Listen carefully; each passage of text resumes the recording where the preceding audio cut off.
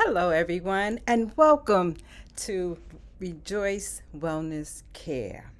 Today, we're going to dive into a meaningful and deep, troubling issue: gender discrimination in the church. A specific case that was raised significant questions about the equality and the fairness of in hiring practices.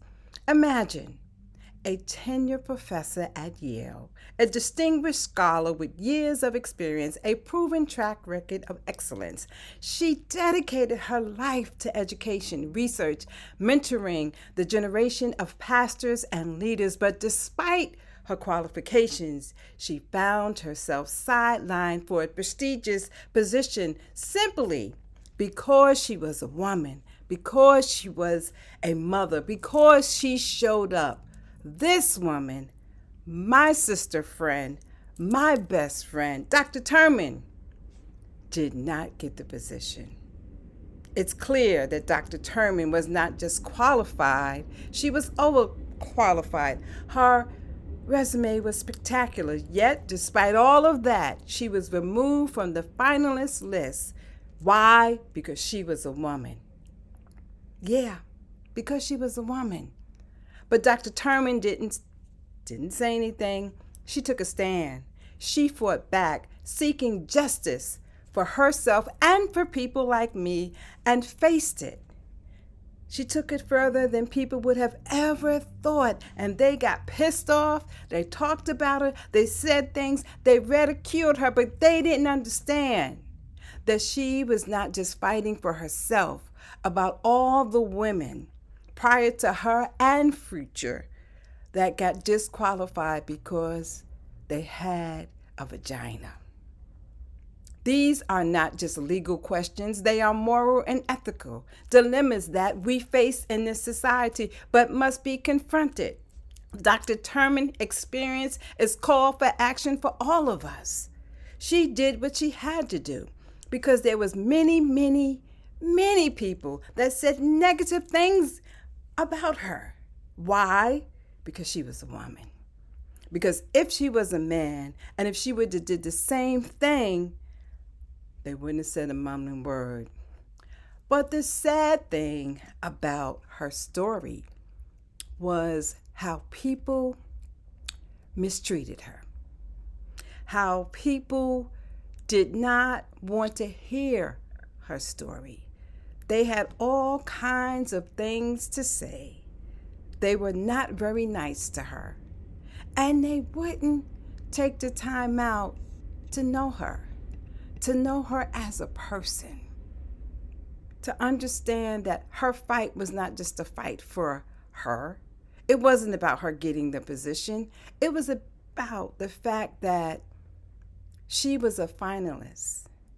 They had all the people that they had, but because of one person, a woman, said, well, we've never had a woman before, and that's not our history, so we can just remove her and put someone else there. That is unethical. You allow whoever is there. Let the church say no. Let the process say no. But don't one woman stop another woman's opportunity. That's the part that makes me angry. Where do we stop the hatred for one another? We all preach this love thy neighbor, love thyself. But here's a young sister doing the right thing. Yet another woman that was at the table leading the group decided, oh, we don't do women. Take her name out. It doesn't matter. Let's put someone else's name. That's called discrimination. And the only reason why she did not win her case, because the religious institution is exempt. Yes. So you can abuse women in church. It's okay. You can do whatever you want to a woman in church. It's okay. Because that's what you just said to us.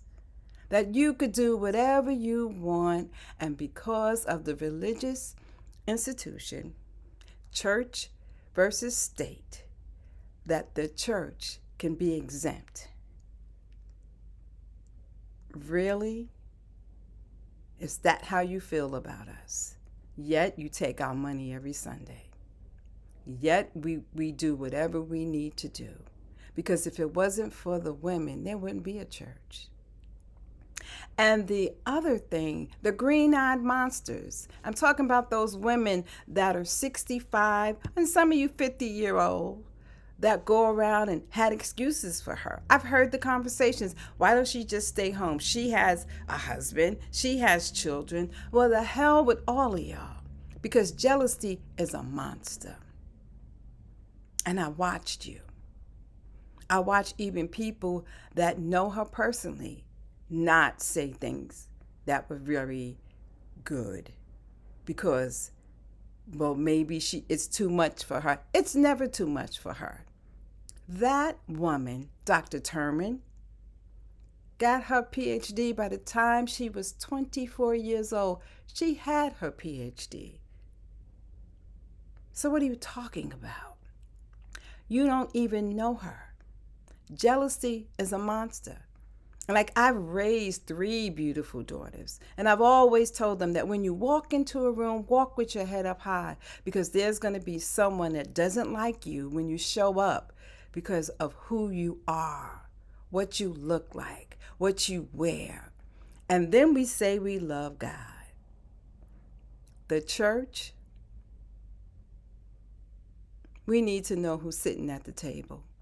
We need to know who's looking at these qualifications, because how can someone even look at an application and they're not even qualified?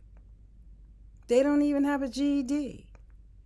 They don't even have they haven't finished college, whatever it is. But the bottom line is, this was an educated woman that sat at the table. But because of her own issues, because of her own stuff, she decided, oh, she's a woman. Let her, it's okay. She'll be all right. But it's not all right. You don't get it. God calls all of us to serve. All of us. We're no different. We're no different at all. We're all in this thing together. And when you decide that someone is not qualified because you don't like their hair, you don't like the way they look, they're articulate, they're everything that you wish you could be, you don't want them. And that's really sad. It's heartbreaking how people can just mess up, try to destroy your career, because you didn't destroy Ebony's career. She has an amazing career. She's going to be in places that some people wish they could walk through the door. She's been through those doors. But the problem is, when the search committee meets to fill the position of pastors, it was clear she was qualified, but because of her accolades, and despite all of that, she was removed from the finalists. Why? Because she was a woman in a world that prides itself on the progress. That blatant act of discrimination is a remember that we all have a long way to go. Dr. Turman took a stand. She fought back, seeking justice for you and I and all who had to face the similar injustices in the church. The court acknowledged the discrimination that she felt. However, despite it all, the legal system again fell short.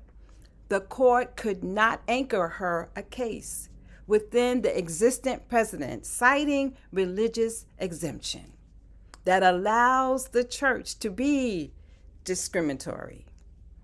Wow. To the religious freedom with the need of equitable rights, we have none. There are no justice. There There are not any legal protection for us. Wow. Despite our qualifications, it doesn't matter. And as I reflect on this case, it considers the broader implications, how women are disregarded. No matter our talents are, we're disregarded. And how can we make a difference when the church claims religious exemptions? And in closing, we need to stand with Dr. Turman. We need to fight for Dr. Turman, and not just Dr. Turman, all the women that are coming behind her. Because my generation, y'all retiring out. You don't want to be 70 years old in the pulpit. Those that have made it to the pulpit. We need to keep this conversation going. We need to discuss the injustice and the equality for women in the church, and especially the Black church. We need to have this discussion. Let's keep this conversation going, please. And think about it. Do you think we can combat discrimination in the church? I love to hear your thoughts. I love to hear how you think we can come to some type of terms, how we need to rethink the hiring process of the church, especially the Black church. Because how can you have people at the table looking at resumes and they've never even been in HR before? They have no idea what it is to be a pastor, to have a heart for the people. But when politics kick in, people don't care. Look at the world that we're in. Because if you were to put Trump's information on paper and you would have put President Harris' qualifications on paper and not see their face, guess who would have been our president? President Harris. But because we're racist, because we're sexist, and because we're beautiful Black women, people knock us down every day. So I say to all of the beautiful women, no matter what color you are, stand up for your rights. Do the right thing. Yes, it's hard. It's very hard. But when you walk into that room, you walk with your head up high, and it doesn't matter because God has our back, and we will survive. And to Dr. Turman, you walk through doors that half of these preachers wish they could just open the book to just pay a ticket to see a show. Your career is phenomenal. God did you a favor. Because pastoring people is the hardest job that you can deal with it, because the church is a hospital with people coming in every day that need help. And if you don't have a heart for it and the time, they can't pay you enough money in the world to do this job. And you have to be called to do it. A particular church, you missed it. And I will say this again. Remember the story of Samson. He was awesome. He was fine. He was doing all the things and he was on a high. But when you get above God, God will allow you to get the things that you want. But when you don't get there right, it doesn't last long. But it's okay, because God always has the last say so. So to my people today, may the Lord be with you, and may God bless you, and you be safe and protected. And know that if it wasn't for the women, where would any of us be? God bless you, and have an amazing day. Bye now.